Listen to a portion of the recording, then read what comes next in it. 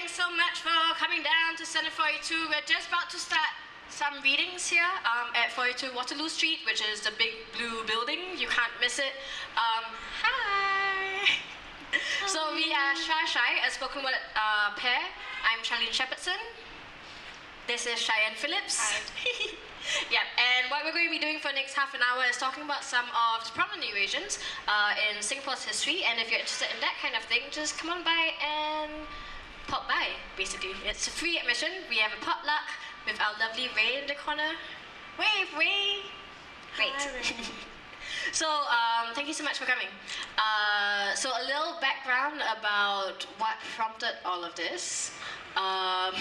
So this entire exhibition is called Preposition. It's part of an exhibition exploring the role of place in identity.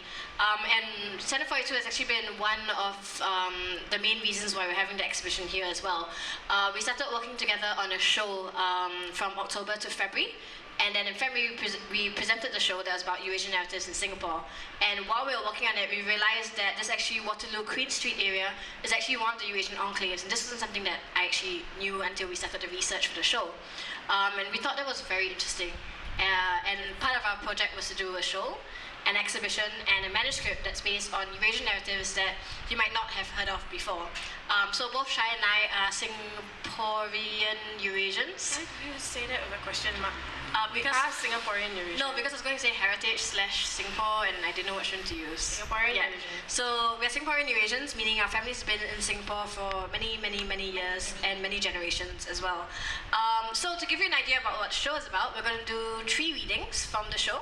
And then we'll share with you some of our research that we found that's based on oral histories in the area. And then whoever Hi there, I see you. Hi, come. There's lots of space. We have pizza. Okay, just keep talking. And then whoever is present will get a free live tour. And whoever is watching on Facebook Live will also get a live tour on Facebook Live. But that's okay. But if you're watching and you are around the area, come, we have food. Sure. So our first poem, so today wait. Yes. Oh no, okay, we do this first. Because we talked a lot already. Yeah, I talked already. Yeah. Okay, so our first poem is called Language, and it's actually, so all the poems we're doing today are dual poems, which are fun because I rarely get to write dual poems, and she's a great partner to write dual poems with. So this poem is called Language. This needs context. Okay. They say our grandparents took to the dance floor with this beat, this song about a sailor in love with a rich girl, but with no money to marry her. Sometimes I wonder if it's upbeat to disillusion us, to make us think it's beautiful. I don't believe my grandparents let their feet move to this rhythm. If they did, I would have hoped it would be more familiar, like déjà vu, or maybe played in their houses when we visited, hidden behind closed doors of their bedrooms only to let a few bars escape through the walls. I am ashamed to say that my tongue isn't as flexible as I would like it to be. It can waltz its way through English, but stumbles when you reach Christian, or Spanish, or French, or Portuguese, or Malay. When I was enrolled in primary school, my mother listed English as my mother tongue, only to be called back and told it wasn't. She spoke F language with her siblings, when they didn't want the next generation listening in on their open gossip. But we learned the rules. It's a simple enough pattern. Replace the first letter of every syllable with the letter F. So, for, we, fee, picked, ficked, it, bit, up, fuck, fast. And giggled when we tried to say the word luck or duck. Jinklinona, yo kere casa.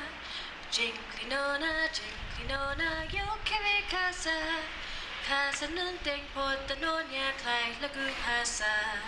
My parents danced this song, a reminder of language lost in family mergers, a language encoded on our tongues, a formula of algorithms x-1 with each generation. The language of my family is one of adaptation, of dialects and creoles. The language of my tongue is one of institutions, of grammar and structure. The Bahasa Baku I speak is not the Baba Malay that my grandmother recognizes. When dementia made itself a guest in my grandma's home, it stripped away the layers on her tongue.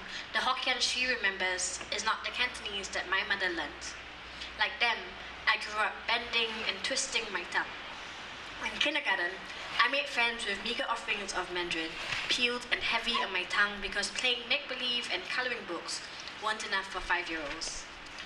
Thank God for the B basic syllabus, because without it, I would have never been accepted into university without some semblance of bilingualism to bind my applications. When dementia comes and visits, what language be left on my tongue? I don't think I can own a language I have no relation to. I am fluent in English, Singlish kinda, and F language. But I think you shouldn't give any ducks about it. Or if you think otherwise, then luck you. Jinklinona, yo quiere casa. Dancing lady, I want to marry you. Casa no importa, no neclai la rugasa. I have no house, I have no door. How would we live? Thank you. So our second poem is actually about grandparents, and this one I think we need a little bit more context than just the song. Actually no, we should explain the song, right? So that song just now is actually a Kristang folk song. So Kristang is one of the Eurasian Creoles, and it's a language that's actually an endangered language that there are organizations trying to revive it again. So currently there are less than 100 speakers in what's the word they use? Native speakers in Singapore. So there's an organization called courtyard that's trying to bring it back. And so it's very interesting because everyone always considers this as a Eurasian language, and Kristang actually just means like Christian or Catholic language. But it's not something that all Eurasians speak, because I'm considered British Eurasian, and Cheyenne is a Dutch Eurasian, and Kristang is actually a Portuguese-based language. So if your family doesn't come from like a Portuguese descendants, then Kristang isn't to be your language. Yeah. So I was always really surprised to hear that, and even more surprised to hear that Eurasians aren't always just like one kind of Eurasian. So it's a lot like being Chinese. So you have your Peranakans, you have your Hokkiens, you have your Teochews, you have your Cantonese, and they each have their own cultures and the different traditions as well. So in my family, on my maternal side, my grandmother is actually Peranakan, and my grandfather is Portuguese Eurasian. And on my dad's side, it's Portuguese Eurasian and I forgot former Portuguese Eurasian and British Eurasian. Right, Shai? I don't know, it's too complicated. On my dad's side is French, Dutch, Spanish, Filipino, and my mom's side is, I hope I don't get this wrong, Irish, English, Chinese, and I think Malay. Yeah. So you find that most Eurasians actually are able to name this because we're constantly asked like, where are you from? Constantly. And so this is one of those poems. We kind of wrote it because we're thinking about how far back our family goes. So it's called Grandparents.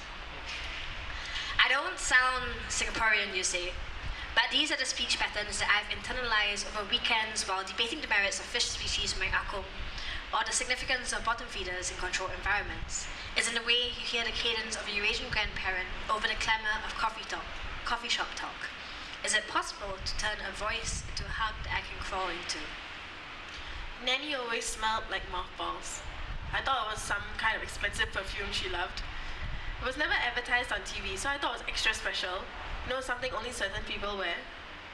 I've come to realize that nostalgia is a scent that cannot be portrayed. Is it possible to make a smell an image I can contort into? My grandpa knew the ins and outs of music. Legend tells of how he made friends with chords and notes. He could find them in any instrument. He passed his skill to my mother, and she taught it to me through Boggle. Turn the letters around until you find every word. Understand the building blocks so you can sketch your own syntax. Is it possible to make a language a home that I can burrow into? When my friends come over for Christmas, the first thing they are offered is a beer. Never eat on an empty stomach is the family mantra. My grandfather's famous last words, repeated like a chant at every family event. A ritualistic toast to my grandfather's semi-detached with the old mosaic tile floor and his favorite chair on the front porch. Now it slides down my throat and tastes like home. Is it possible to make a proverb a tonic I can grow into? These are the memories of our grandparents, but what of the stories we never knew? The silences they kept between the floorboards, the chords they barely strummed, The lives they led before us. the wars they volunteered for, but never recovered from. The stories that were buried with friends, acquaintances, faces they only glanced upon. the fragments of time we pieced together By poring over newspaper articles and archives, the stories told through the grandparents of others.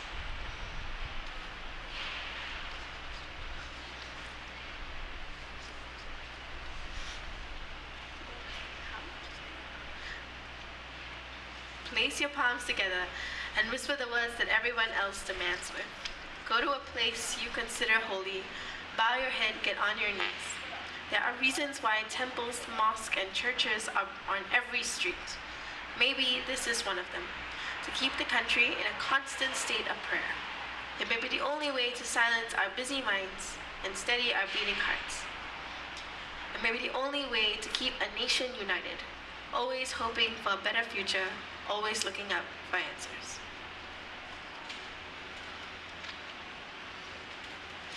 So that was a quick segue into basically why we're here. I especially love that line that Cheyenne has. There are reasons why temples, mosques, and churches are on every street. We actually tried to make a video for this poem, and what we did was we started here because there's a church right there, and then we walked around the corner where there's a mosque just on that side. No, sorry, we walked straight first where there's a temple. Yeah. Straight down, there's a temple just there. We walked around the corner, there's a mosque, and then we came back right here to where there was a synagogue. And it's all within like a small enclave area. And it's just so interesting for us because in Singapore, it's one of the places where you can actually see that, you can do that. And there are so many stories on the street. Can anyone guess? Hi, if you're coming in, just come and join us. It's a free admission event. There's potluck, there's food, and comfortable seats. And pizza.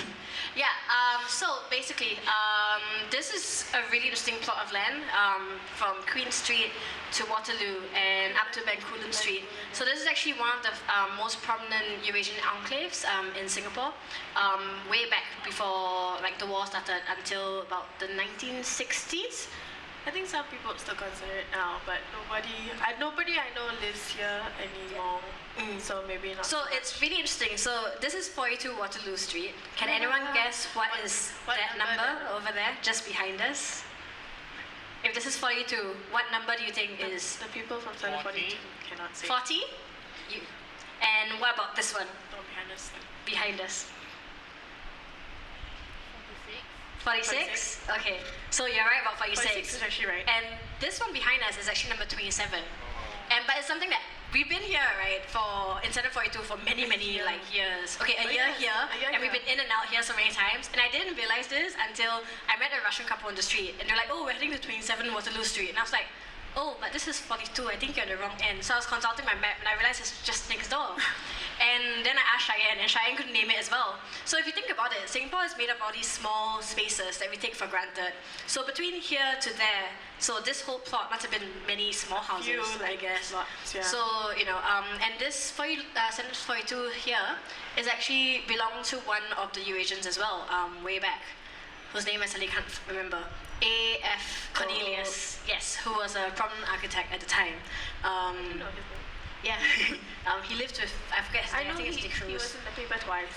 Yeah, he was in the paper twice, and he was like famous enough that, or at least he earned enough that in the time he could buy like a place in like Dhoby Ghaut area for I think it was like 2,000, which is a lot of money back in like the 1960s. Yeah.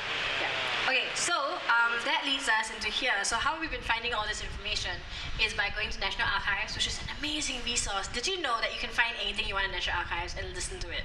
How grandparents evolved was because I was listening to all these stories from Eurasians from the 1950s to 2001, and they were just recounting their tales and their stories. And I realized I was listening to them, they sounded exactly like my grandfather. And my grandfather died when I was like 12, so I haven't heard from him in ages. It was just this huge like homesickness for a voice that I missed. So I spent all my time listening to these archives, and they kept mentioning Waterloo Street, they kept mentioning Queen Street, they kept mentioning Katong, which we know as one small area, but the Katong enclaves back in those days used to stretch from Marine Parade to... I would say Bedok. To all the way to Bedok. Yeah. That whole stretch was considered Katong enclave. East Coast Road. And within Katong, there was also the Siglap enclave, which was Kampong Serani. And that's actually what these kind of represent behind us. Kampong Serani is Heights. Hague Road. Hague Road, yeah. Yeah. So as we're listening to these audio archives, we realize there's a lot of stories about Singapore we don't hear about. We only hear the version that's in like history textbooks, like the one Cheyenne has. So we're looking, to see what we can find out about, what's mentioned in Eurasians in history textbooks. You want to talk about that for a short while? So what I wanted to try and do was track like how we're mentioned and track quantity and quality of how Eurasians are mentioned in textbooks. And in some chapters we're not even mentioned, like the Japanese occupation, for certain years. And then in like how people come to Singapore, the opening chapters to a lot of textbooks, we're given a page, we're given a paragraph, we're lumped in with the Armenians, so it's Eurasian and Armenians is a section. And then you have prominent Eurasians that are also featured, which happens at the end when Singapore gets independence. I love how they have to include everybody from every race in the textbook.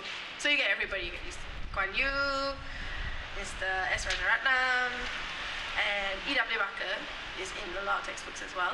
So E.W. Barker was, I'll just read because this book is exactly what I want to say. Edmund William Barker, commonly referred to as E.W. Barker, a Eurasian of German, Indonesian, Japanese, Scottish, and Irish heritage, was born in Singapore. He was a sportsman, a scholar, and a statesman. Mr. Barker was educated at Serangoon English School and Raffles Institution, where he was a school captain, head prefect, and champion athlete in 1938. And then he went on to different schools. And going into politics, Barker gave up a promising career as a lawyer. He stood as a candidate for Tanglin in 1963 and was returned 6 times without contest from 1963 to 1988. Mr. Barker was Speaker of the Legislative Assembly from 1963 to 1964 before becoming Minister for Law. After Singapore's separation from Malaysia, he took on the traditional portfolio of national development, and between 1970 and 1990, he held other positions such as the first President of Singapore's National Olympic Council, President of Southeast Asian Peninsula Games Federation Council, Chairman of Bukit Turf Club, and Chairman of Singapore Stock Exchange. So this is one of the few Eurasians, one of the many Eurasians that had influence, probably one of the more political influences in Singapore. So in the lead up to the show, this was in October till December, we actually had a survey out for anyone to try and fill up. And one of our questions there was, can you name any prominent Eurasians before the 1970s, and then anyone after the 1970s? And a lot of people from between the 1970s. Can you guys name any? Before the 1970s. Before 1970s. It's okay, don't worry, a lot of people couldn't as well. You look like you're still thinking. Okay, if you can, put up your hand and let us know, yeah? So it was really interesting because in school, we always learned about all, the philanthropists and all these people who contributed greatly to Singapore's success. And I personally don't remember anyone being like Eurasian or, and so no one could name them. There were a few who could name like specific names, and I had to look up these names. So one was like Dr. Pagler, who was one of those who initiated Bahau. Is that right? No, that was a reverend. No, reverend. Okay, so there was a Dr. Pagler, and he was one of the prominent Eurasian doctors of the time. There was a Reverend Belhachet, who was actually in charge, the head parish priest of Cathedral of the Good Shepherd, which is just at the corner there. And he was actually one of those who was consulted to actually build the civics and moral education, including sex education in Singapore. And we never knew about him. And then, to my surprise, I recognized some names. One of them, because they all go by, the thing about Eurasian women is when they get married, they inherit other people's names.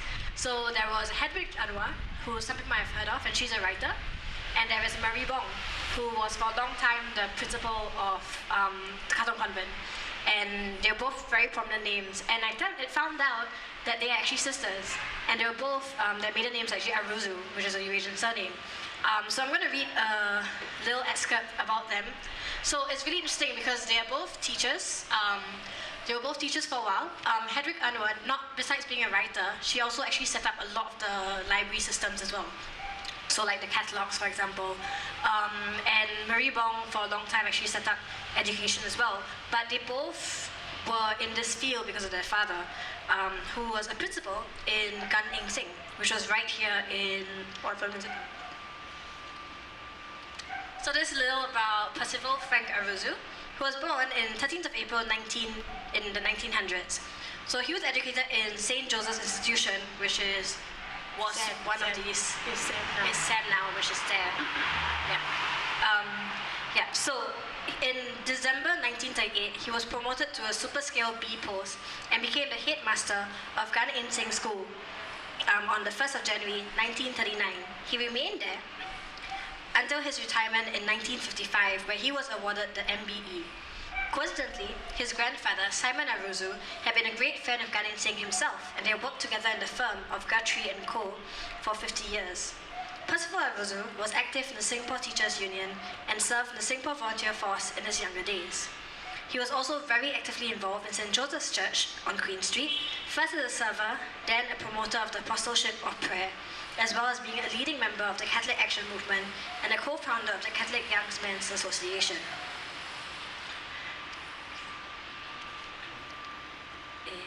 So his hobbies included reading, drawing, hunting and shooting, gardening and cooking, and he instilled his love for reading in his children, two of whom went on to become prominent figures in the Singapore literary world. They are Hedwig Anwar and Marie Bong. So until that point, I was like, what? There are Aruzus? Since when? And I went to Google some. And apparently the Aruzu sisters actually made quite a big splash. They have a whole journal dedicated to them. The contributions to Singapore by the three Aruzu sisters. But everyone forgets what the third name of the Aruzu sister is. Sorry. And I'll tell you in just a little bit. But so then I got really interested because Marie Bong was a face I known because I went to KC. And I think her final year was when I was in Sec 1. And I heard stories about Marie Bong for years because my sister was also from KC and she was 7 years my senior. So for many years I've heard about this Marie Bong. So the fact that she was Eurasian, number one, was just like, what? Because all this while I thought she was Chinese. Yeah. So this is a little bit about her story growing up in the area.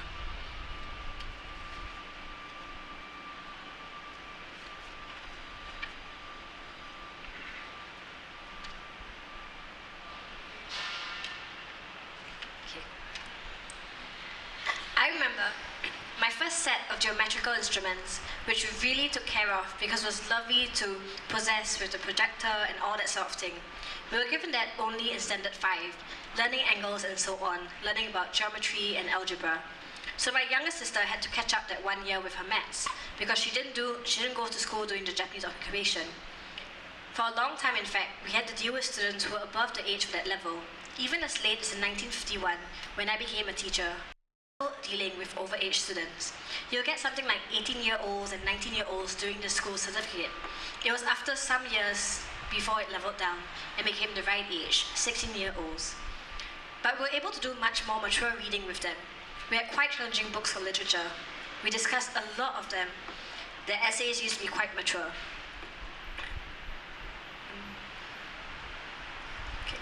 So the interviewer asked her, how did you guys feel after the war? And she says, every one of us, my goodness, what a thrill it was. We all went down to the Padang to see the formal surrender. Of course, on the way there was jeering. It was not a nice thing, of course. When the Japanese officers were coming through, there was jeering. Once a person is down, you don't do that, it's not very nice. The general feeling was one of relief, a sense that we were back again to normal. The British were back, and Mountbatten on the steps made a terrific impression, very handsome. The first sign of it was the high-flying airplanes. It was lovely to see the British airplanes up there, high up in the sky, shining up in the sky. They dropped leaflets as well. We got some of the leaflets and they were about to surrender. And it was especially to tell the population, those who were starving, to be careful about the food that they ate and so on, and just trying to get things back to normal. I don't think you can describe it. It's indescribable, the feeling of real relief and sorrow. It was a mixed feeling. I believe we were old enough already to understand. Of course, we've been cut off from news of the European theatre of war. We were relieved that at least Singapore was safe. Sometime before the surrender, there was a lot of rumours going on about this Big Bang. before the atomic bomb, rumors were going round very fast. In fact, there was a rumor that the big fighting would be in Singapore, and the Japanese would put up a fight. That Singapore would be subject to a lot more bombings. I suppose there were rumors about the carpet bombing on the other side. We were quite apprehensive then. My father was in fact planning to move up to Taiping to get away from Singapore, and so we sold up quite a number of our books. We just hung on to a very few of them, and we tried to change as many things as possible for cash. But by that time, the inflation was such that you had to pay, I don't know, about $2,000 or something for an egg. Something ridiculous like that. Because the Japanese money was meaningless. It was worthless. Fortunately, a few days later, my father changed his mind and he said, no, we have to stick on. We tried to get the books back, but they were charging 10 times the price. We couldn't afford to buy them back, so we just bought a few of them. When the announcements came, it was really true. The British planes were up in the air. We had to see it, otherwise it would just be a dream, and we had to see it on the Padang. We had to see the surrender, otherwise it would be just too much of a dream. So we picked up our lives very fast straight away. As soon as the convent was open, we went in even before the year was out. It was the last term of the school year. We joined in straight away. We didn't bother about uniforms, just in our little rags and homemade dresses we went to school. We each did our own sewing. We just went to school and we were so anxious. We started classes straight away and started preparing for the senior Cambridge exam. And your father returned to Gan Sing. Yes, and it started in Waterloo Street because the new building was not ready. It wasn't even started. So he had to go into Waterloo Street and function there in the Waterloo Street building. It had been taken over by the custodians of properties, I think. It was used previously by the Japanese. And everyone was just relieved to go back to normal. Okay.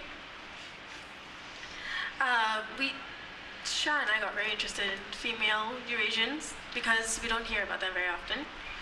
And I think, so we did a lot of research on them, and I think this is one passage that kind of explains the mindset about female prominent Eurasians. So this is Charles William Bennett's interview. The interview asks, it is interesting that you did not mention any females in terms of leadership. Are there any prominent female Eurasians in Singapore? None. They were not inclined to be that way. Some of them are qualified enough, but they haven't got their dash of anything new. And they don't seem to have been in that spirit. You have other races that they can be very versatile. Ours, I don't know why. No, I can't place anybody. There are capable ones among them too. What kind of qualifications are you looking for? Are they the same as the males? Qualifications? No. I don't have any Eurasian girl who is a doctor or her husband is a doctor or a lawyer. With a lawyer husband, you can take Mr. Barker's children, all running their own lawyers' firms. They are all lady lawyers. They got their own lawyers' firms. They're not married. They choose the girls or something. You can have that. They don't get them going forward in the political sense like their father can. I think when we were reading all the transcripts, we were quite interested in how people saw different Eurasian people. And we got really interested in the girls' sports club, which was something we didn't really know much about, where all the prominent female Eurasian sportswomen kind of participated in, and they competed a lot with Malaysia. And I can't remember when they won that ball. But what was really interesting is, so basically, at the time, there were all these recreational clubs, right? But they were mostly by the British people, and they didn't want to let Eurasians in. So the Eurasians were like, you know what, never mind, we'll form our own recreational club. So that's how Singapore Recreational Club began, which is right at that corner over there. You might recognize it by the Padang. So the Singapore Recreational Club was actually started by Eurasians, and for a long time was just Eurasians. But they decided, since I was going to lead up to the punchline, but sorry. Yeah, so they're like, okay, so you're not going to let us be in the club. We'll form our own club, but we'll form this club without any women. So the women were like, what? So we'll form our own club as well. So then we became the Girls Sports Club. Yep. And they actually got really, really popular. And I remember reading one article where at first the newspaper was like, oh no, you know, they can't do anything, like as in their hockey's not very good. And then like 3 years later, they were winning so many hockey championships. But the thing that was really hard about that was when you're trying to trace women back in those days, in the 1930s to 1950s, they used to list all names as, for example, initial and then the surname. So, for example, you would have Z. Clark, which would be Zena Clark. And then Zena Clark, who is one of the prominent like sportswomen in Singapore, got married to a Tessenson, and so became Z. Tessenson. So when you're reading newspaper articles, you're like, wait, is this the same Z as that Z? How do I compare? And so you had to like pull up all the papers and then all the pictures of the faces. And this is like old newspapers where the pictures are like pixelated, and you're trying to like match it. Like, is this the same person? And then eventually I found out, you know, there were some very cool people there.